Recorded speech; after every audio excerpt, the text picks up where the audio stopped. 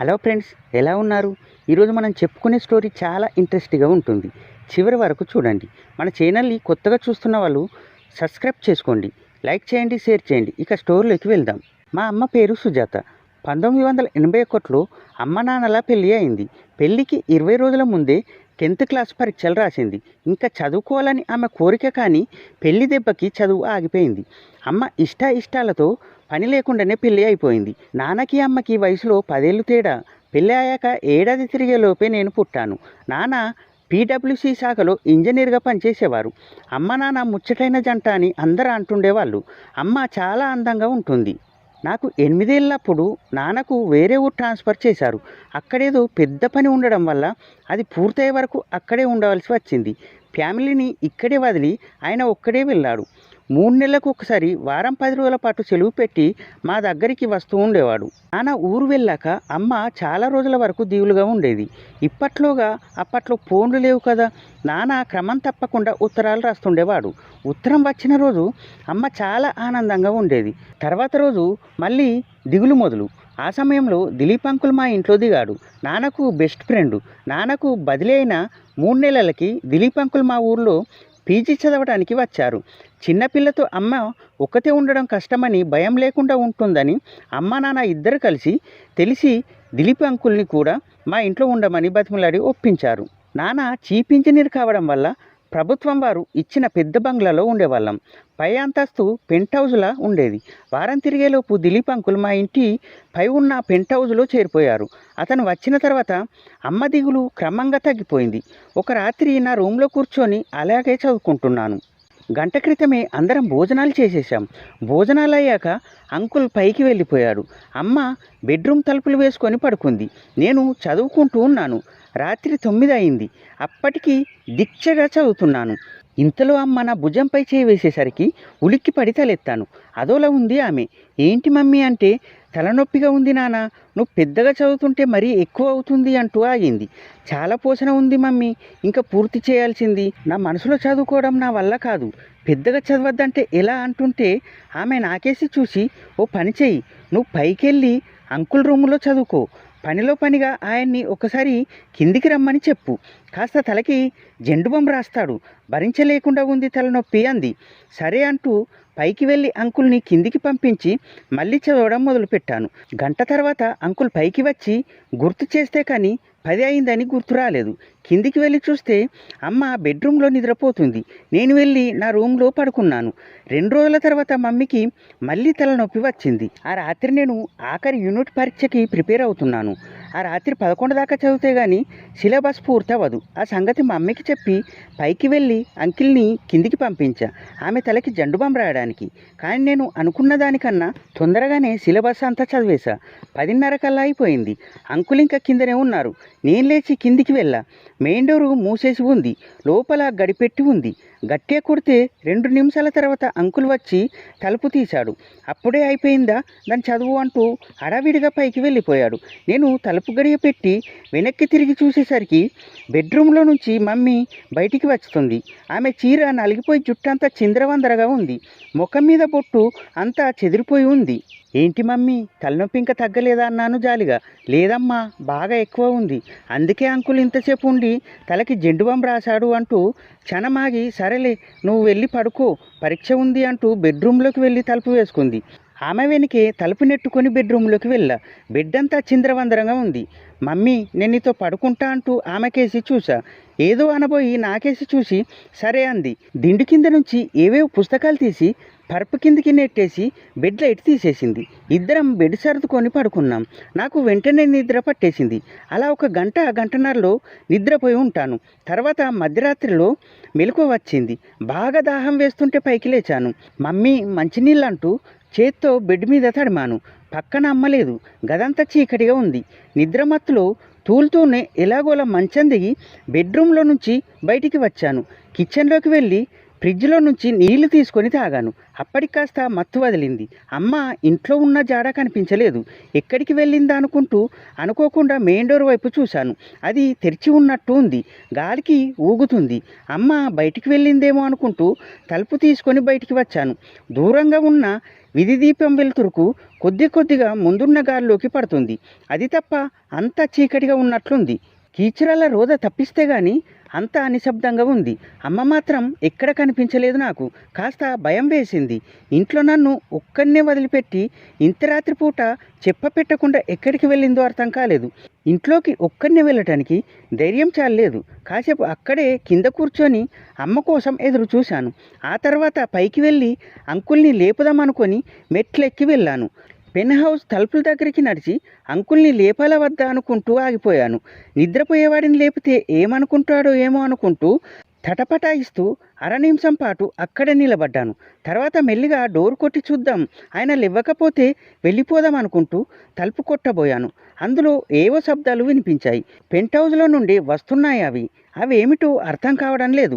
నాకెందుకో భయం వేసింది. తలుపు కొట్టకుండా ఆగిపోయి చెవులు రెక్కించి విన్నాను.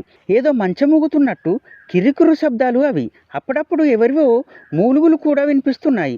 కాసేపటికి మూలుగులు ఆగిపోయాయి. వెంటనే చిన్నగా గుసగుసలాడుతున్నట్టు మాటలు వినపడుతున్నాయి. ఎవరిదో ఆడగొంతులా ఉంది. నాకు భయం ఎక్కువైపోయింది. దయ్యాలేమో అనుకున్నాను. నా గుండె ఒక్కసారిగా జల్లుమంది. కాళ్ళు వణకసాగాయి. ఇంతలో మళ్ళీ మూలుగులు మొదలయ్యాయి. క్రమంగా అవి పెద్దవయ్యాయి. వాటితో పాటే మంచం కిరికిరు శబ్దాలు కూడా పెరిగాయి. నాకు ముచ్చెమటలు పట్టసాగాయి. తలుపు కొట్టి అంకుల్ని పిలవడానికి ధైర్యం చాలలేదు. కిందికి వెళ్దామంటే ఇంట్లో అమ్మలేదు. కదలడానికి కూడా ధైర్యం లేక అలాగే నిలబడిపోయాను. ఈలోగా మూలుగులు ఇంకా పెరిగాయి.